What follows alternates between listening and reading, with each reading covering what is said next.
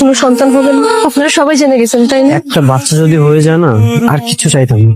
আমার বউ আমাকে ইগনোর করলো। সে এখন আপনার বউ না, হয়তো রাগ করে কথা বলেনি। সন্তানের আশায় নিজের ছেলেকে আবার বিয়ে করার সে আশা বোধহয় পূর্ণ করেন। যদি আমারও সন্তান না হয় তাহলে কি আপনার ছেলেকে আবার বিয়ে করাবেন? এখানে মন খারাপ করে বসে থাকলে হবে? বাসায় চলো। তুমি শুধু শুধু ভয় পাচ্ছ। ডক্টর তো বললো রিপোর্ট দেখে আগামীকাল সবকিছু জানাবে। ভাগ্যের কাছে প্রতিটা মানুষ খুব অসহায়। যখন দেখবেন আবারও বাচ্চা হচ্ছে না, তখন তো ঠিক আমাকে ছুড়ে ফেলে দিবে। ডিভোর্সের পর একটা ডিভোর্সি মেয়ের কি অবস্থা হয় সেটা তো আপনারা জানেন না। সমাজের চোখে, বাবা মায়ের চোখে কতটা বোঝা হয়ে যায় সেটা কখনো বোঝানোর চেষ্টা করবেন না।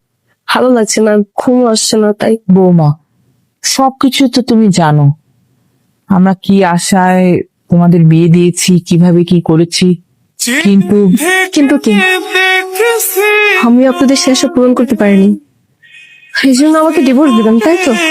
ডিভোর্স কেন দেবে? সন্তানের আশায় আর একটা বিয়ে তো করতেই পারে, তাই না? যে বিয়ে যদি করতেই হয় আমাকে ডিভোর্স দিয়ে তারপর করতে হবে। ঠিক আছে, আবির ডিভোর্সের ব্যবস্থা কর, আজকেই ওকে ডিভোর্স দিবি। আমার সন্তান নিয়ে আসছি, ওর দোয়া করে। সন্তান? হ্যাঁ, আমার সন্তান দাদু। আপনার নাতির সাথে ডিভোর্স হওয়ার পর আমার একটা বিয়ে হয়েছিল, সেখানে এই সন্তান। ফাজলামো করার জায়গা পাও না, না কাটা খায় নুনের ছিটা দিতে আসছো?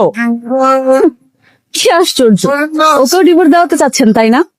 আপনার ছেলেকে এরকম একটা না 100টা মেয়ের সাথে বিয়ে দিলেও ও কখনো বাবা হতে পারবে না। আমি বুঝতে পেরেছি আসলে সমস্যাটা কোথায়। আমার সন্তান না হওয়ার কারণে অপবাদ দিয়েছেন, আমাকে ডিভোর্স করিয়েছেন।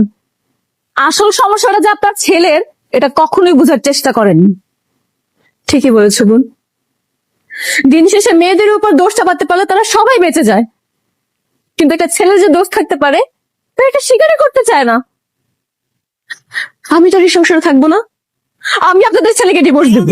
জিনু, চুপ, একদম চুপ।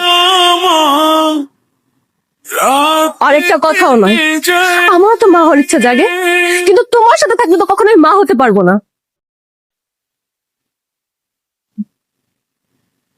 দাদু ভালো থাকবেন, আসি।